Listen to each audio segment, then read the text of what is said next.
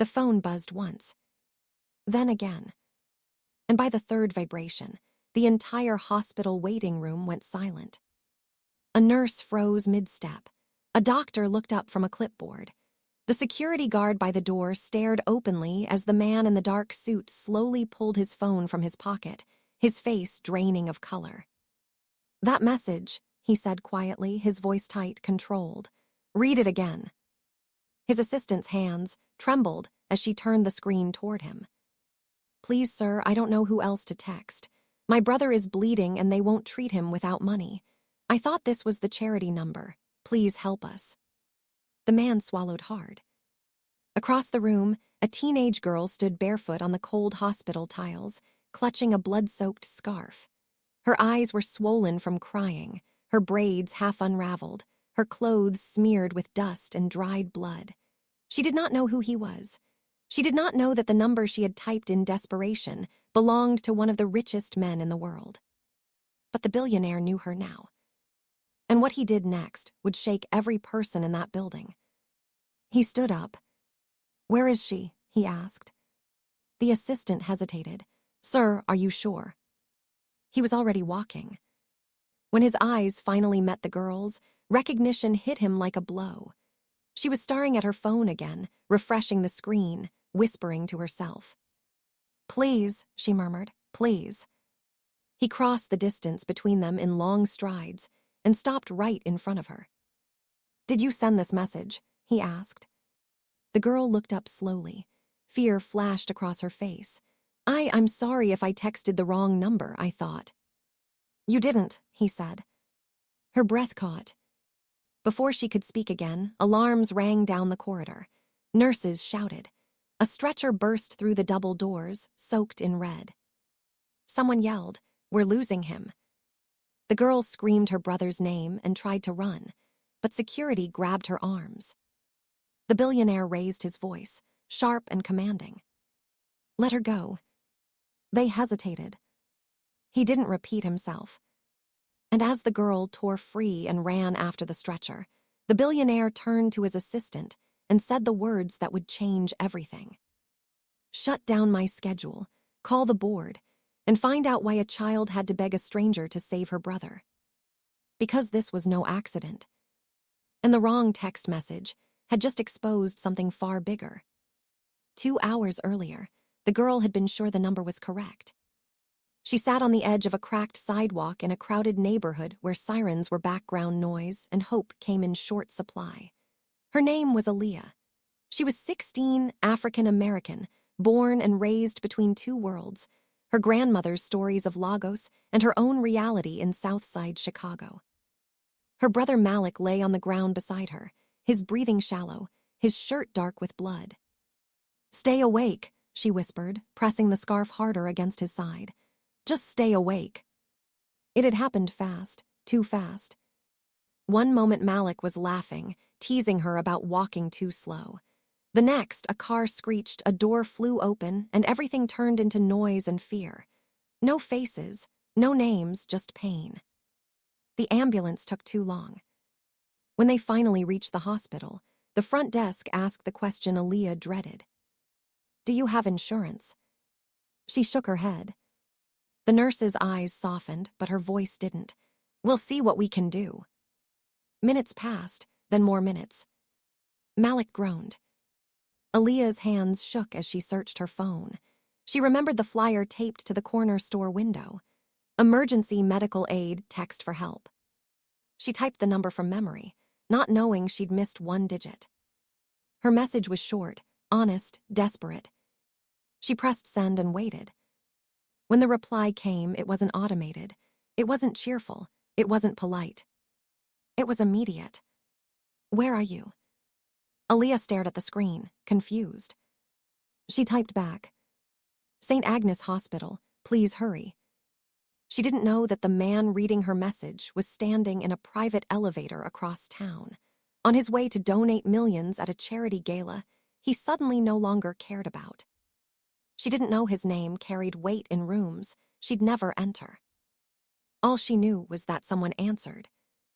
By the time the billionaire arrived at the hospital, the situation had already turned dangerous. Malik's condition worsened. Staff whispered, procedures stalled, paperwork piled up where urgency should have been. And then the billionaire's phone buzzed again. They said we have to wait. That was when something in him snapped. Now, standing in the corridor as doctors rushed Malik into surgery, the billionaire watched Aaliyah collapse into a chair, shaking, exhausted, terrified. He approached slowly this time. "Your brother's name?" he asked gently. "Malik," she said without looking up. "He's all I have." He nodded once. "You did the right thing," he said. She finally looked at him. "I just sent a text." "Yes," he replied. "And sometimes that's enough to reach the wrong number or the right one." Before she could ask what he meant, his assistant returned, pale. "Sir," she whispered, "there's a problem." He turned. "What kind of problem?" "The hospital flagged the case," she said. "They've done this before, delayed care, uninsured patients, especially from this area." Aaliyah overheard them. Her heart dropped. "You mean they let him bleed?" she asked, her voice cracking. The billionaire's jaw tightened. "No," he said firmly. "They let a system bleed him." He pulled out his phone again, this time dialing instead of texting. "Get me legal," he said, "and press." Aaliyah watched him, confusion mixing with fear. "Who are you?" she asked quietly. He looked at her, really looked at her. The strength it took to stand, the courage it took to ask for help, the pain no teenager should carry. "Someone who was supposed to get a charity message tonight," he said, "and got something much more important." Just then, a doctor emerged from the operating room, his expression unreadable. Aaliyah jumped to her feet. "Is he?" The doctor hesitated, then looked past her, directly at the billionaire. "We need to talk," he said. The billionaire nodded. As they walked away, Aaliyah stood alone in the hallway, her phone still glowing in her hand. She didn't know if her brother would live. She didn't know she had just walked into a battle between money, power, and truth. And she had no idea that one wrong text was about to expose a secret that could ruin a billionaire, or turn her life upside down forever. Chapter 2. The doctor closed the door behind them. Inside the small consultation room, the billionaire stood with his arms crossed, his face calm but hard, the kind of calm that came before storms. The doctor cleared his throat and adjusted his glasses. "Your concern," the doctor began carefully, "has been noted, but hospital protocol—" "Stop," the billionaire said quietly. The word wasn't loud, but it carried weight. "I didn't come here for protocol," he continued. "I came here because a boy was bleeding while forms were being checked." The doctor hesitated. "We treat everyone, but emergency triage." "Emergency," the billionaire repeated, "means now." Silence filled the room. Finally, the doctor sighed. The boy made it through surgery, for now. Relief hit the billionaire like a wave he hadn't realized he was holding back. But he didn't smile. "For now," he echoed. "What aren't you saying?" The doctor glanced at the door. "There were complications. He lost a lot of blood. Recovery won't be easy, and there will be costs." The billionaire nodded. "Send every bill to me." The doctor's eyes widened. "Sir, I don't think you understand." "I understand perfectly," the billionaire said, "and I'm not finished understanding." Outside, Aaliyah sat on the floor with her back against the wall, knees pulled to her chest. When the door opened, she looked up instantly. "Is he okay?" she asked, her voice barely holding together.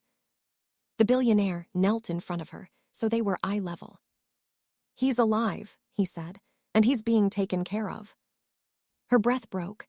She covered her face with both hands and cried, deep, shaking sobs she had been holding back for hours. No one rushed her. No one told her to be quiet. The billionaire simply stayed there, grounded, present. Minutes later, she wiped her face and looked at him again. "You still haven't told me who you are." He smiled faintly. "That's because tonight it doesn't matter." She studied him. His suit didn't look like the kind sold at discount stores. His watch caught the light in a way that made her uneasy. "You're not from a charity," she said. No, he replied honestly. Then why are you here? He paused. Because you asked for help, and because sometimes systems fail the people they're supposed to protect. Aaliyah looked down at her phone. I almost didn't send that message. I'm glad you did. A nurse approached. Visiting hours are over, but we'll make an exception. 5 minutes. Aaliyah stood up, legs unsteady. As she followed the nurse, the billionaire watched her go, something heavy settling in his chest. His assistant leaned closer. Sir, the press is already sniffing around. Someone recognized you. Let them sniff, he said, but keep her name out of it. Yes, sir. In the recovery room, Malik lay pale and still, machines humming softly around him. Aaliyah took his hand gently. I'm here, she whispered. You're okay. Malik's eyes fluttered open just enough to see her. Did we make it? She nodded, tears sliding down again. Yeah, we did. He smiled weakly and drifted back to sleep. From the doorway, the billionaire watched the siblings together. Something about their bond felt familiar. He, grown up with less than people assumed. He remembered nights when one crisis could have ended everything. A nurse stepped out and lowered her voice. He'll need follow-up care, physical therapy, medication, without insurance. The billionaire didn't hesitate. I'll arrange it. The nurse blinked. All of it. All of it. Later, in the hallway, Aaliyah finally spoke the thought that had been growing in her mind. You don't even know us, she said. He nodded. True. So why are you doing all this? He thought for a moment. Because you reminded me that asking for help is not weakness, and because someone once helped me when I didn't deserve it. She frowned. I don't believe that. You seem like the kind of person who always lands on his feet. He smiled sadly. That's what people think. A pause settled between them. Then Aaliyah asked, what if I had texted someone else? He met her eyes. Then I hope they would have done the right thing too. Across the hospital, behind closed doors, administrators gathered. Voices were raised. Names were mentioned. The word lawsuit floated through the air. The word exposure followed. And the billionaire's name landed like a dropped glass. By the time dawn broke, decisions were already being made, some to protect reputations, others to protect the truth. Aaliyah slept in a chair beside her brother's bed, her phone clutched loosely in her hand. She didn't see the message that arrived just before sunrise. Unknown number, we know who you are, and this was not a mistake. The screen went dark, and the real danger began. If this story has pulled you in so far, take a moment to like the video and subscribe to the channel so you don't miss what happens next. Also, let us know in the comments where you're watching from. We love seeing how far these stories travel. And think about this. If you were in Aaliyah's place, would you have trusted a stranger who answered your desperate message? Share your thoughts below, and don't forget to share this story with someone who believes one small action can change everything. Morning light crept through the narrow hospital window, pale and uncertain, as if even the sun was unsure whether it was welcome. Aaliyah stirred in the chair beside Malik's bed, her neck stiff, her eyes burning from lack of sleep. For a brief moment, she forgot where she was. Then she heard the steady beep of the monitor. She was awake instantly. Malik lay still, chest rising and falling slowly. The machines hummed, calm for now. Aaliyah leaned forward and touched his hand. It was warm. She let out a breath she didn't realize she'd been holding. But her phone buzzed. She flinched. The message from the unknown number glowed on the screen, the words sharp and cold even in daylight. We know who you are, and this was not a mistake. Her fingers tightened around the phone. Her heart began to race. She looked around the room, half expecting to see someone watching from the doorway. A nurse passed by, pushing a cart. Everything looked normal, too normal. Aaliyah slipped the phone into her pocket and stood up, suddenly uneasy. Minutes later, the billionaire arrived. He moved through the ward with the same quiet authority as the night before, his presence changing the air around him. Doctors nodded too quickly. Staff stepped aside. When he reached Malik's room, he stopped short when he saw Aaliyah's face. "What's wrong?" he asked. She hesitated. Then she pulled out her phone and showed him the message. His expression changed instantly. Not fear, recognition. "Did you reply?" he asked. She shook her head. "I didn't know what to say. I don't even know who sent it." "You did the right thing," he said. "Don't answer, not yet." "Is this because of you?" she asked quietly. "Because you helped us?" He didn't lie. "Yes." Aaliyah's stomach dropped. "So now what?" "Now," he said calmly, "we make sure you and your brother are safe." He stepped out into the hallway and made a call. His voice was low but firm. "I want a full trace," he said. "Every number, every ping, and tighten security, immediately." He ended the call and turned back to Aaliyah. "There are people who don't like attention," he explained, "especially when it exposes uncomfortable truths." She swallowed. "I didn't ask for this." "I know," he said gently. "You asked for help, that's not the same thing." Later that day, two well-dressed men arrived at the hospital. They introduced themselves as representatives from a charitable foundation. Their smiles were practiced, their voices smooth. "We heard about your situation," one of them said to Aaliyah. "We'd like to offer assistance." The billionaire watched from a distance, his eyes sharp. "What kind of assistance?" Aaliyah asked. "Long-term support," the man replied. "Education, housing, stability. Your brother would receive excellent care." Aaliyah glanced at Malik, then back at the men. "What's the catch?" The second man chuckled lightly. "No catch, just opportunity." Before Aaliyah could respond, the billionaire stepped forward. "Which foundation did you say you were with?" he asked. The men stiffened slightly. One cleared his throat and named an organization. The billionaire nodded slowly. "Interesting, because that foundation shut down last year." Silence dropped like a stone. The men exchanged quick looks. "I think you should leave," the billionaire said, his tone still polite. "Now." Security appeared almost immediately. As the men were escorted away, Aaliyah felt her legs weaken. "They wanted to take us," she whispered. "Yes," the billionaire said, "and they weren't the last." By evening, Malik's condition stabilized further, but the danger outside the hospital walls grew. News outlets began reporting on delayed medical care cases.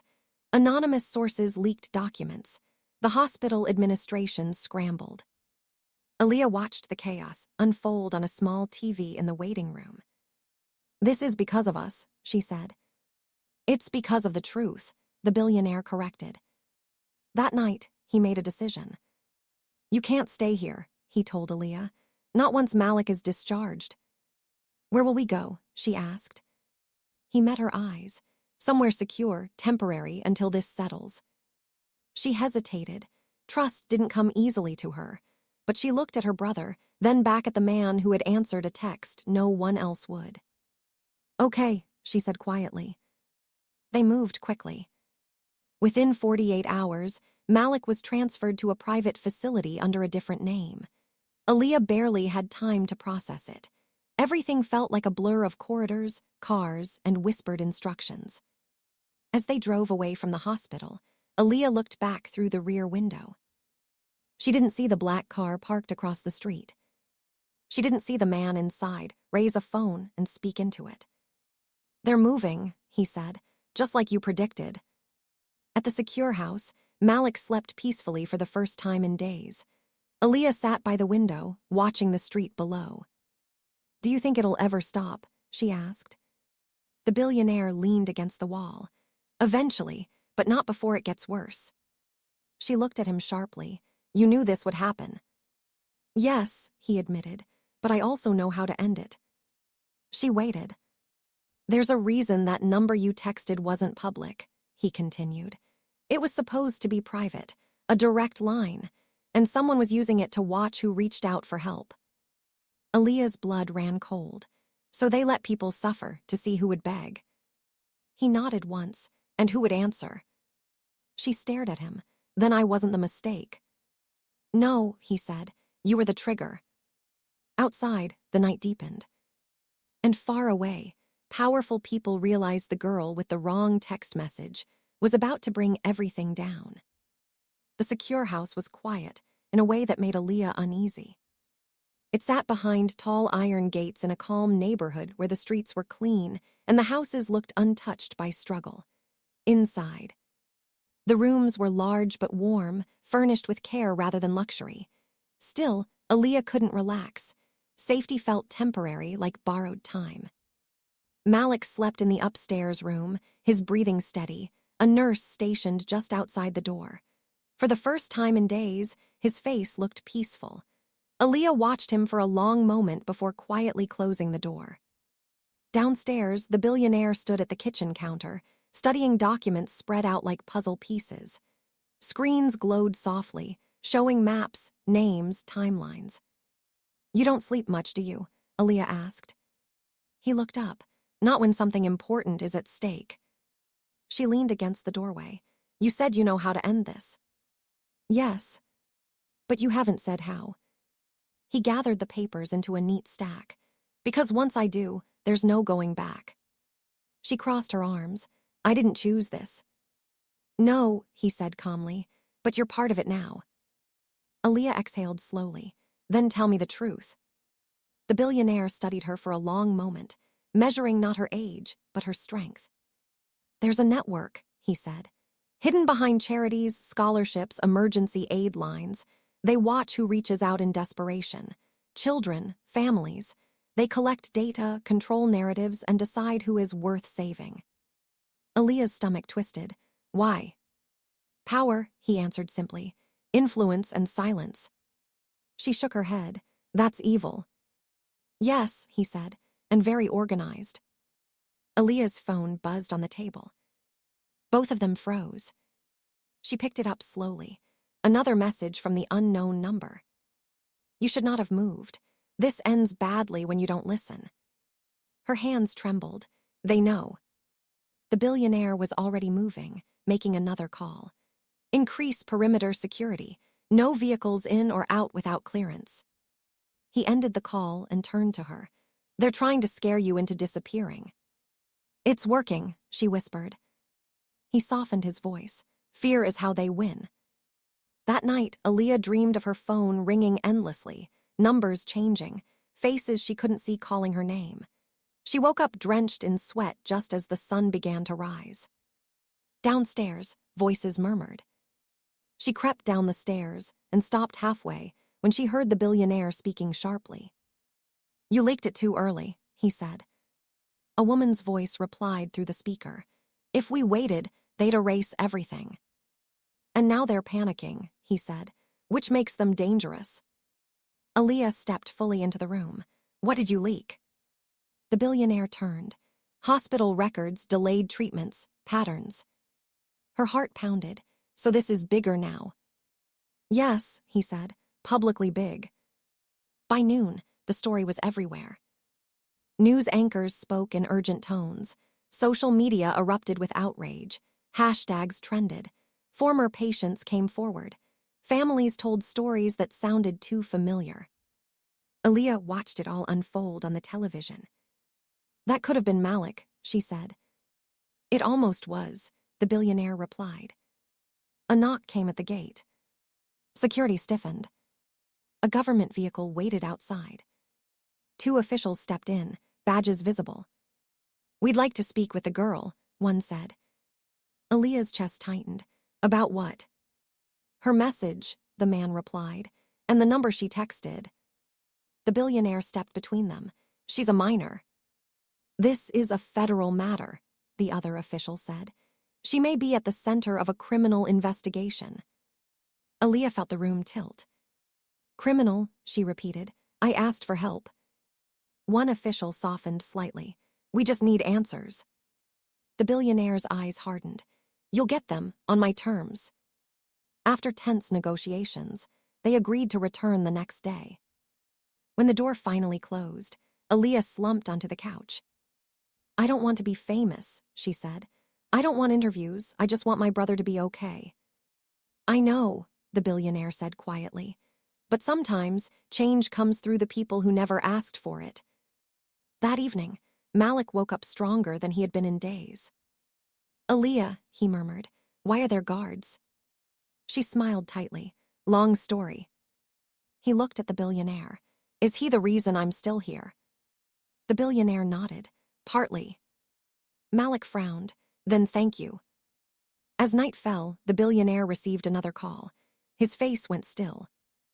"They've frozen accounts," he said when he hung up. "Mine, and several linked to the network." Aaliyah's eyes widened. "So you're winning?" He shook his head slowly. "No, this is retaliation." Outside, a car idled too long before driving away.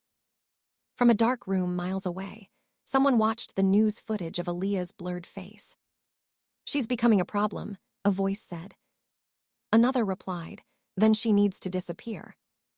Back at the house, Aaliyah sat beside Malik, holding his hand. "Are we in danger?" he asked softly. She hesitated, then said, "Yes." He squeezed her fingers. "Then don't let go." She didn't. And as midnight approached, the billionaire stood by the window, knowing the next move would either expose everything or destroy them all. The house felt smaller the next morning. Not because the walls had moved, but because the danger had drawn closer. Aaliyah woke before sunrise, the memory of the whispered threat still pressing against her chest. She slipped out of bed and padded quietly down the hall. From Malik's room came the steady rhythm of his breathing. The nurse sat upright, alert, nodding to Aaliyah with a reassuring smile. Downstairs, the billionaire was already awake. He stood at the dining table, jacket off, sleeves rolled up, studying a digital map on a tablet. Red dots blinked across the screen like warning lights. "You didn't sleep," Aaliyah said. He didn't look up. "I rested." "That's not the same thing." A faint smile crossed his face, then vanished. "No, it is." She came closer and looked at the screen. "What is that?" "Movement," he replied. "Accounts, shell organizations, communication trails. When pressure builds, people make mistakes. And they're making them now." "Yes," quickly. Aaliyah hesitated, then asked the question that had been burning since the officials left. "Why are you really doing this?" He finally set the tablet down. "I told you, because it's right." "That's not the whole truth." He studied her. "You're sharper than you look." "I don't look dull," she said. He nodded. "Fair enough." He gestured for her to sit. "Years ago, I funded a program, emergency outreach. It was supposed to connect people in crisis to immediate help. I believed in it. And I didn't watch closely enough," he said. "I trusted the reports, the numbers, the smiling faces at conferences." Aaliyah's throat tightened. "So people suffered while you weren't looking?" "Yes." She looked away. "Then Malik wasn't the first." "No," he admitted. "He was just the one who reached me directly." The room fell quiet. Aaliyah stood up. "Then this isn't just about saving us. It's about fixing what you helped create." He met her eyes. "Yes." That honesty settled something inside her. Mid-morning, the house went into lockdown. Security vehicles repositioned. Phone signals were rerouted. The nurse was replaced by another without explanation. Aaliyah felt like she was living inside a held breath. Malik noticed too. "Why does it feel like we're hiding?" he asked as Aaliyah helped him sit up. "We're not hiding," she said gently. "We're waiting." "For what?" She didn't answer. Downstairs, the billionaire received confirmation of what he had suspected. "They're trying to paint her as a plant," his assistant said through the speaker. "Someone leaked a rumor that the message was staged." The billionaire's jaw tightened. "Of course they did." "They're also pushing for an emergency hearing. They want to question her without counsel." "They won't touch her," he said. "Not without the full truth coming out." He ended the call and rubbed his temples. Aaliyah appeared in the doorway. "They're blaming me, aren't they?" He didn't deny it. "They're afraid of you." "I'm just a girl who sent a text." "And changed the narrative," he said. That afternoon, a package arrived at the gate. No return address. Security scanned it twice before bringing it inside. Inside was a phone. Old, cracked screen, still charged. A note was taped to the back. Answer it. The billionaire's face went hard. Aaliyah's heart pounded. Don't, she said. It's a trap. Yes, he agreed, but sometimes traps reveal more than silence. The phone rang as if on cue. Once. Twice. He answered and put it on speaker. A distorted voice filled the room. You should have stayed out of this. You should have done your jobs, the billionaire replied calmly. This girl doesn't understand what she's involved in. Aaliyah stepped forward. I understand enough, she said, her voice steady. You watched people bleed and called it data. A pause. Then laughter, cold, unbothered. You think you've won because the public is angry, the voice said. Public anger fades. Truth doesn't, the billionaire replied. You're wrong, the voice said. Truth is managed. The line went dead. The phone went dark. Aaliyah realized she was shaking. That was them, she whispered. Yes, the billionaire said, and now they know you're not afraid. She looked at him sharply. I'm afraid. He nodded. Courage isn't the absence of fear, it's standing anyway. By evening, Malik's condition improved enough for him to walk a few steps with assistance. He smiled for the first time since the attack. I feel like myself again, he said. Aaliyah hugged him carefully, her eyes burning. She didn't tell him about the phone. Later that night, as rain tapped against the windows, the billionaire gathered his team on a secure call. They're preparing to sacrifice a layer, he said. A few executives, a fake apology, then they'll bury the rest. So we move now, someone asked. Yes, he replied. We release everything. Aaliyah overheard from the stairs. Everything, she asked. He turned to her. Every file, every message, including the line that routed calls away from hospitals and into observation systems. Her breath caught. That will destroy them. It will also destroy parts of me, he said quietly. She searched his face. Are you ready for that? He didn't answer immediately. Outside, thunder rolled. Inside, Malik called her name softly from upstairs. She went to him, sat beside his bed. Are we going home soon? He asked. She smiled sadly.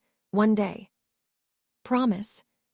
She hesitated, then said, I promise I'll fight for it. Downstairs, the billionaire stood alone, staring at the send button on his screen. Once pressed, there would be no more negotiations, no more shadows. Just truth. And consequences. His finger hovered.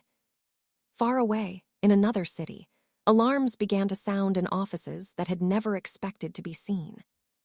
The system felt it coming, and braced for impact. The button was pressed. There was no dramatic sound, no explosion, just a quiet confirmation on the screen.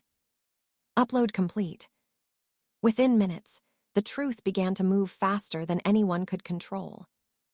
Emails leaked first, then call logs, then internal memos written in calm, professional language that hid cruelty behind words like optimization and risk management.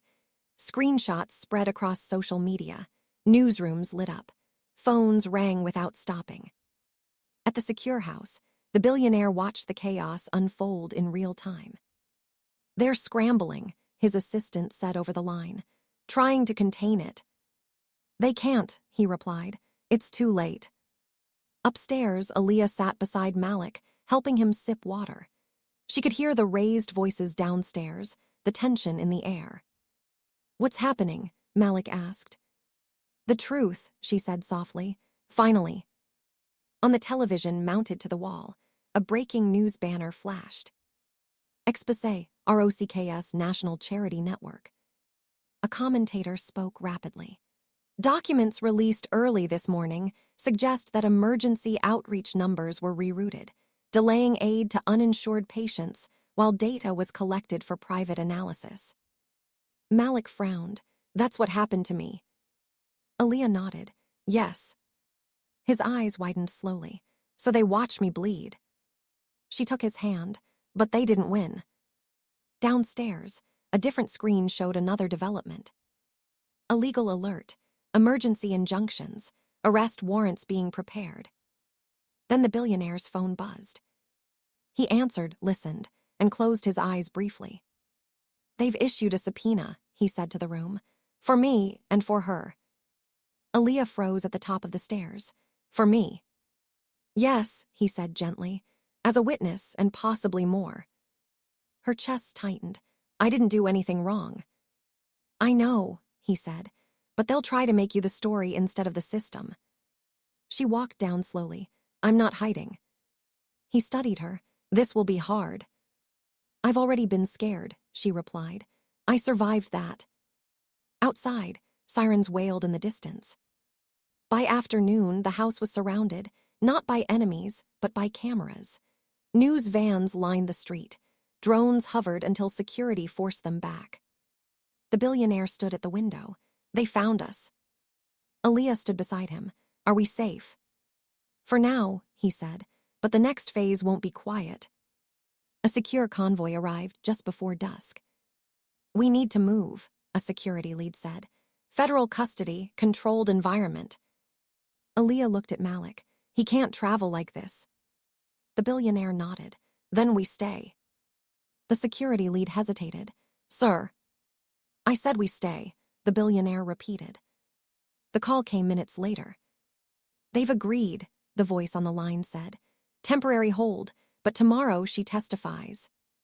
Aaliyah swallowed. "Testifies where?" "In front of people who don't want to hear what you have to say," the billionaire replied honestly. That night, sleep didn't come easily. Aaliyah sat on the edge of Malik's bed. "What if they don't believe me?" she asked. Malik looked at her seriously. "You believed me when I was scared. That was enough." She smiled faintly. "You're supposed to be resting." "I am," he said. "I just want you to be okay." Downstairs, the billionaire recorded a final statement. "Not for the press. For the record. If anything happens," he said calmly into the camera, "these files show intent, awareness, and deliberate delay of care. This was not negligence, it was design." He ended the recording and leaned back, exhaling. He knew this fight would cost him. Contracts would vanish. Allies would disappear. His name would be dragged through every corner of the media. But some things were worth more than legacy. Morning came too fast. The hearing room was cold and bright, filled with people who looked at Aaliyah like she was a headline instead of a human being. She sat at the table, hands folded, her voice steady. "I sent a text because my brother was dying," she said. "I thought I was reaching a charity. I reached a man instead, and because he answered, my brother lived." Murmurs filled the room. A man in a dark suit leaned forward. "Do you understand the consequences of releasing private communications?" Aaliyah met his gaze. "Do you understand the consequences of ignoring them?" Silence. Outside, the public watched clips of her testimony spread across the internet. People paused, listened, and believed. Back at the house, Malik watched the screen, pride shining in his eyes. "That's my sister," he whispered. By evening, the first arrests were announced. Not the top names, but close enough to start the collapse. The billionaire returned late, exhausted. "It's begun," he said. Aaliyah looked up. "Is it over?" He shook his head slowly. "No, now they fight back." As if summoned by his words, his phone buzzed again. One message. "You chose the wrong side." He deleted it. Aaliyah stood beside him, no longer shaking. "Then so did I," she said. And somewhere, deep inside the system, a final plan began to form, one that would test how much truth the world was really willing to accept. The counterattack didn't come with shouting or threats. It came quietly. By morning, the story had shifted. The headlines that once spoke of exposed systems and delayed care now carried softer words: complexity, misunderstanding, unintended consequences. Experts appeared on television, explaining how systems sometimes fail without malicious intent. Anonymous sources questioned timelines.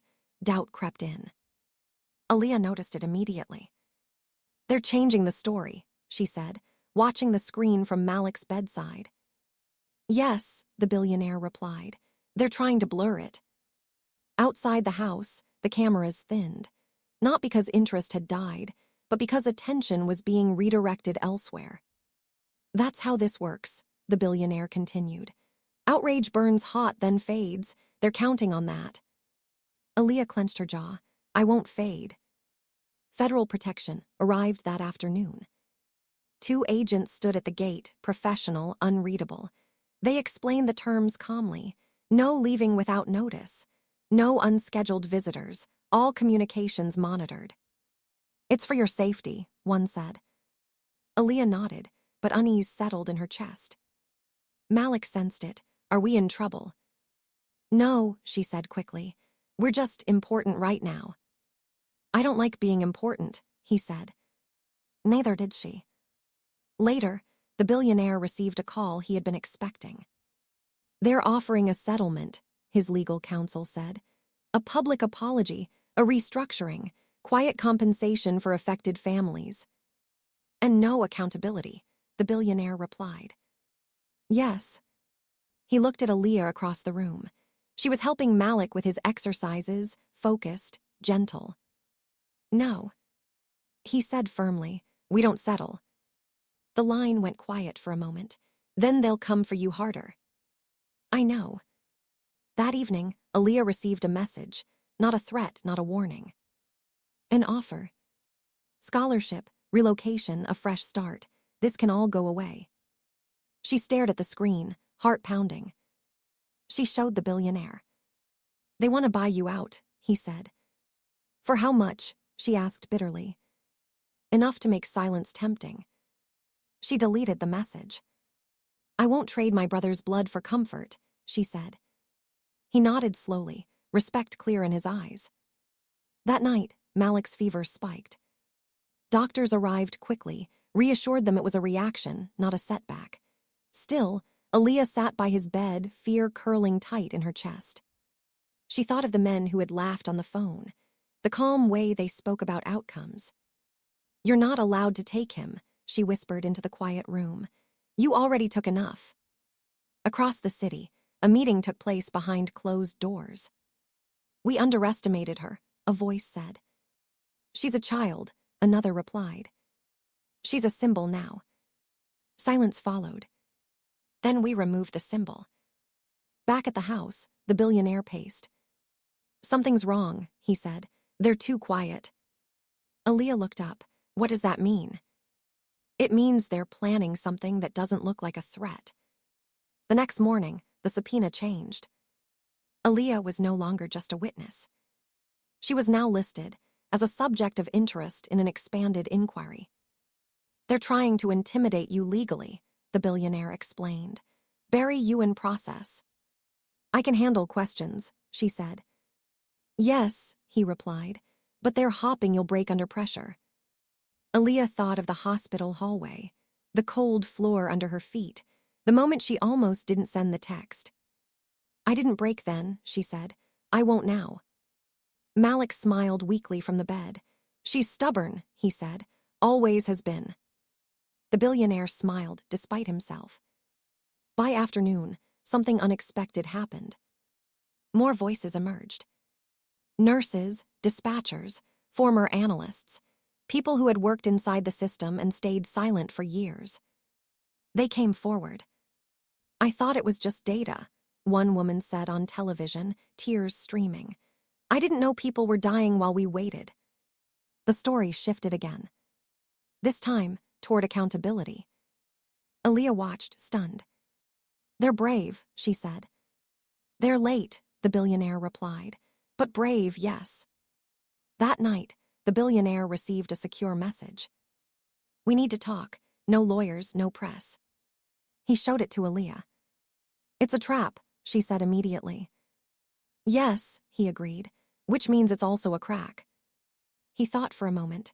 "They want a deal, one last attempt." "You can't go alone," she said. "I won't," he replied. The meeting was set for the following evening. A private location, neutral ground. As preparations were made, Aaliyah sat beside Malik, holding his hand. "Promise me something," Malik said quietly. "What?" "Don't stop telling the truth, even if it gets scary." She smiled sadly. "You sound older than me." He shrugged weakly.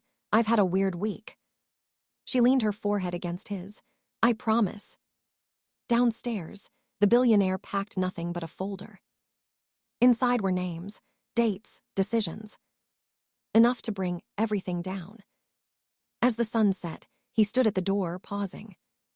"If I don't come back soon," he said to Aaliyah, "remember this wasn't your fault." She looked at him steadily. "I know." He nodded once and left. The house felt empty without him. Hours passed. No call. No update. Aaliyah sat by the window, watching headlights pass, counting breaths. Then Malik's monitor beeped. She turned sharply. A nurse rushed in. His heart rate just spiked. Aaliyah's chest tightened. "What does that mean?" The nurse didn't answer immediately. At the same moment, Aaliyah's phone buzzed. One message. He should have stayed out of it. Her blood ran cold. Somewhere in the city, a door closed. And the cost of truth was about to be paid. The alarm beside Malik's bed screamed into the silence. The nurse moved fast, calling for assistance, her voice sharp and controlled. Aaliyah stepped back, her heart hammering so hard it felt like it might burst through her chest. "What's happening?" she asked, panic breaking through her calm. "His heart rate is unstable," the nurse said. "It could be stress-related or something else." Something else. Those words echoed in Aaliyah's mind as two more medical staff rushed in. Malik's eyes fluttered open, confused, frightened. "Aaliyah," he whispered. "I'm here," she said quickly, grabbing his hand. "I'm right here, just breathe with me, okay?" She counted softly, the way she had when they were younger and storms scared him. In, out, in, out. The nurse adjusted the monitor. The beeping slowed, then steadied. A long breath left Aaliyah's lungs. But the fear didn't. Minutes later, the nurse pulled Aaliyah aside. "He's stable for now, but his body is still recovering. Stress like this can be dangerous." Aaliyah nodded, swallowing hard. "We'll keep things calm." The nurse hesitated. "That may not be entirely in your control." Aaliyah knew what she meant. She looked at her phone again. He should have stayed out of it. The message burned. She showed it to the agent standing near the door. His jaw tightened. "This just escalated," he said. "We need to move you both." "No," Aaliyah said firmly. "My brother isn't moving anywhere." The agent sighed. "Then we fortify." Outside, security doubled. Inside, tension thickened the air. Hours passed, with no word from the billionaire. Aaliyah tried calling, straight to voicemail. She tried again. Nothing. Her thoughts spiraled. Had the meeting been a trap? Had they hurt him? Was this all connected to Malik's sudden episode? She sat by the window, watching the street, every passing car a potential threat. Finally, near midnight, the door opened. The billionaire stepped inside. Alive. Aaliyah was on her feet instantly. "Where were you? Are you okay?" He looked exhausted. His suit was wrinkled, his face drawn, but his eyes were sharp. "I'm fine," he said, but they showed their hand. He noticed the increased security, the tension in the room. "What happened?" She told him everything. The message, Malik's episode, the timing. His expression darkened. "They're testing limits," he said, "seeing how far they can push without crossing a line." Malik stirred weakly. "Did you win?" he asked softly. The billionaire walked over and knelt beside the bed. "Not yet, but they're scared." Malik nodded, satisfied. "Good." Later, in the kitchen, the billionaire spoke quietly to Aaliyah. "They offered me immunity," he said. "For myself, not for the system, not for the people harmed." Aaliyah's stomach twisted. "And I refused." She studied his face. "That's why they threatened you, and Malik." "Yes." Aaliyah clenched her fists. "Then they think they can break us." They think fear will make us quiet, he replied. They're wrong. He pulled out the folder he'd taken to the meeting. It was thinner now. I gave them a copy, he said. Not everything, just enough to let them know I'm not bluffing. And the rest? He met her eyes. The rest goes public tomorrow. Aaliyah's breath caught. Everything. Everything that connects the money, the decisions, the people who signed off knowing lives were at risk. She looked toward Malik's room. What if they come after him again? They won't, he said firmly. Not once this is out, not once the spotlight is too bright. She hesitated. And what about you? A faint, tired smile crossed his face. I'll survive, I always do. But she could tell he wasn't sure. In the early hours of the morning, the final files were prepared. Names at the top, names that had never expected to be spoken aloud. Aaliyah sat beside Malik, who slept peacefully again. You were brave, she whispered. You didn't even know it. Downstairs, the billionaire scheduled the release. A single moment, one click. Outside, the city slept, unaware that by morning power would shift. Far away, in offices filled with glass and steel, phones rang unanswered. Because some people already knew. They had lost. As dawn broke, the billionaire stood by the window, the sky slowly turning gold. Are you ready? He asked Aaliyah when she joined him. She thought of the sidewalk where she had typed the message, the hospital floor, the fear, the truth. Yes, she said. The clock ticked toward the hour. And with it came the end of silence. The files went live at exactly 7:00 a.m. There was no countdown on television, no warning siren, just a quiet shift in the world. By the time most people poured their first cup of coffee, the story had already exploded. Names surfaced, not middle managers, not spokespeople.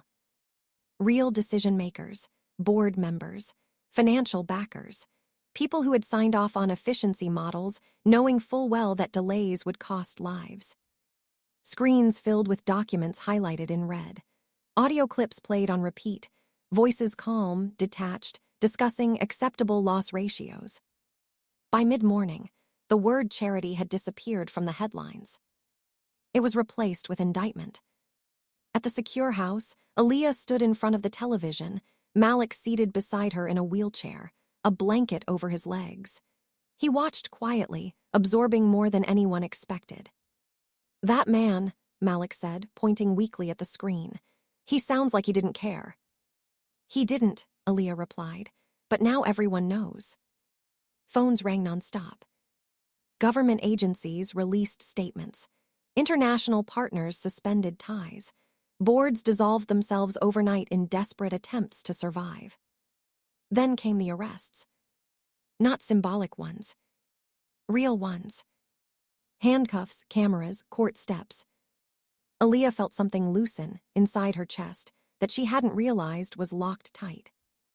They can't pretend anymore, she whispered.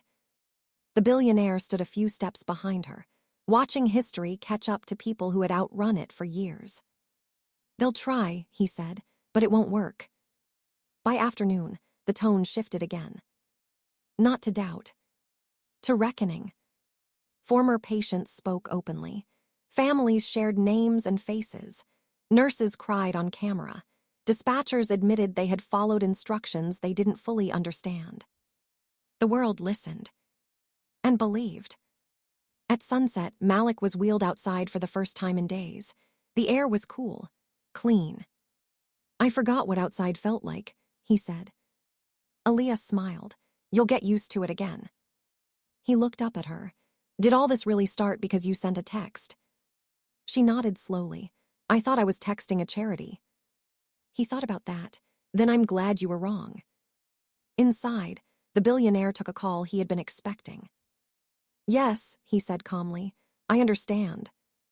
He ended the call and turned to Aaliyah. It's done, he said. They're dissolving what's left of the network. Oversight committees, criminal trials. It'll take years, but the system is broken. Aaliyah swallowed. And you? I'll testify, he said. Lose some things, keep others. She studied him. Do you regret answering my message? He shook his head without hesitation. It's the most important reply I've ever sent. That night, Aaliyah sat beside Malik's bed one last time in the secure house. We're going home soon, she said. He smiled. A real home. Yes. He closed his eyes, content. Weeks later, the world moved on, as it always did. But not unchanged. New laws were drafted, emergency systems redesigned, numbers rerouted back to hospitals where they belonged. Aaliyah returned to school quietly. No interviews, no spotlight. Just a girl with a phone, a brother, and a future that almost disappeared. One afternoon, she received a message. Not from an unknown number. From the Billionaire. Hope you're both doing well. She typed back. We are, thank you for answering. She paused, then added one more line. Most people wouldn't have. A reply came quickly. Most people never get the chance. Aaliyah put the phone down and looked out the window. Somewhere, another person was afraid to ask for help. And somewhere else, someone would choose to answer. If this story stayed with you until the end, take a moment to like the video and subscribe to the channel so more powerful stories like this can reach the people who need them. Now tell us in the comments, what would you have done if you were the billionaire who received that message? Would you have answered or ignored it? Have you ever seen one small action change everything? Share this story with someone who believes compassion still matters, because sometimes the wrong text reaches exactly the right person.